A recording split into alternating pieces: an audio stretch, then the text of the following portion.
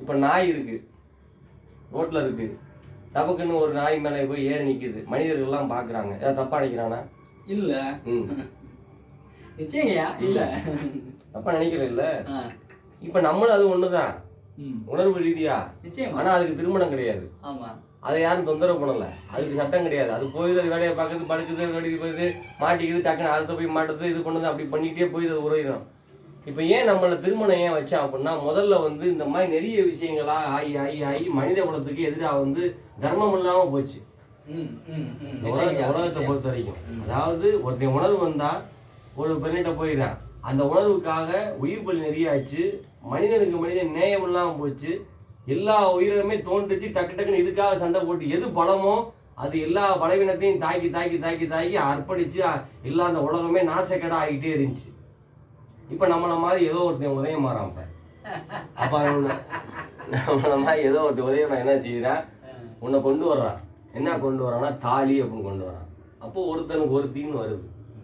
ஒருத்தனுக்கு ஒருத்தின்னு ஏன் வருது அப்படின்னோம்னா, நம்மளை மாதிரி ஆள் எவனோ ஒருத்தன் வாக்கு சொல்றான். என்ன சொல்றான்னா, இப்படி இரு அப்படின்னு சொல்றான். இப்போ கல்யாணம் முடிச்சப்ப நம்ம என்ன செய்யணும், என்ன செய்வோம்? கல்யாணம் முடிச்சதுக்கு முன்னாடி எவ்வளோ நாள் சைக்கடிப்போம், எல்லாருமே பார்ப்போம், ரசிப்போம், அழகாக ரசிப்போம், இவனெல்லாம் இருக்கா அவனெல்லாம் இருக்கான்னு பேசுவோம். அதுக்கப்புறம் ஃப்ரீ மேனி யாரை வேணாலும் பார்க்கலாம், யாரை வேணாலும் காமன்ற உணர்வை பார்க்கலாம். இப்போ கல்யாணம் பேசி முடிஞ்சோன்னு என்ன சொல்றாங்க, பத்திரிக்கை வைக்கிறாங்க. ஏன் பத்திரிக்கை வந்து எல்லா இடத்துக்கும் வைக்கணும்னு சொல்றான். சொந்த பந்த உறவினர், அதுக்கப்புறம் சாப்பாடு எல்லாத்துக்கும் அரேஞ்ச் பண்றோமா, முடிஞ்சு போயிடுது. அப்போ கல்யாண மண்டபத்தில் போய் உட்காடுறோம், தாலியை கட்டுறோம், தாலியை கட்டிட்டு அவளுடைய மனைவியாக நம்ம ஏற்றுக்கிறோம். எனக்கு அக்னி சாட்சியாக போகிறான், அக்னி சாட்சியாக வந்து ஏற்றுக்கிறோம், வைக்கிறோம், எல்லாம் பண்ணுறோம், வைக்கிறோம்ல. இப்போ கல்யாணம் முடிஞ்சிருச்சு, உறவு பூரா பார்த்துட்டான், அதாவது கண்ணு பார்த்துருச்சு, ஒளியில எல்லாம் பார்த்துட்டான், தாலியை கட்டிட்டோம். யாரு இவளுக்கு இவ தான் மனைவி அப்படின்னு எல்லாத்துடைய பார்வையை வந்து கண்ணு போட்டோ எடுத்துருச்சு, இந்த பிரபஞ்சத்துடைய கண்ணு போட்டோ எடுத்துருச்சு. பார்க்கும்போது அடுத்து நீங்க வந்து உங்க மனைவி இல்லாமல் வெளியில போறீங்க, என்ன தெரியுமா செய்யுமா ஊர்ல, இங்கே பாருங்க உன் பொண்டாட்டி எங்க அப்படின்னு கேட்பான்.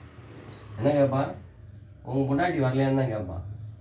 இப்ப எல்லா பேரும் முன்னாடியும் நம்மகிட்ட ஒன்று கட்டை போட்டாங்க,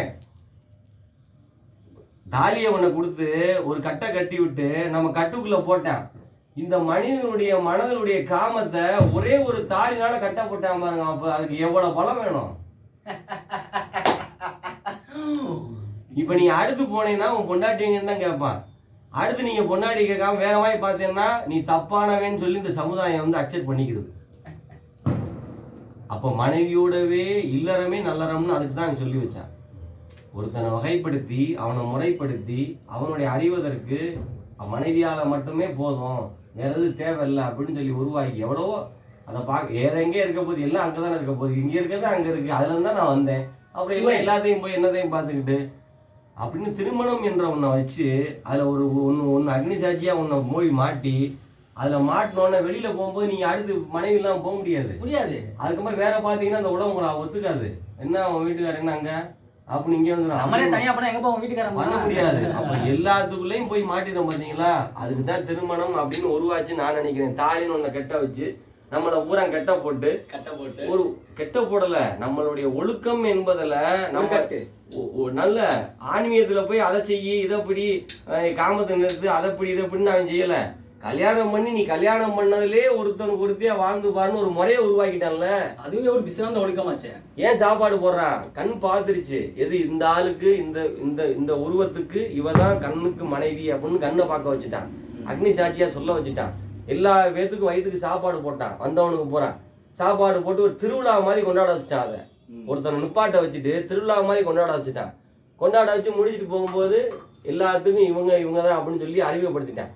இப்ப இவன் என்ன செய்யணும், இவன் பொண்டாட்டியை விட்டு என்ன செய்ய முடியாது, எங்கேயும் போக முடியாது.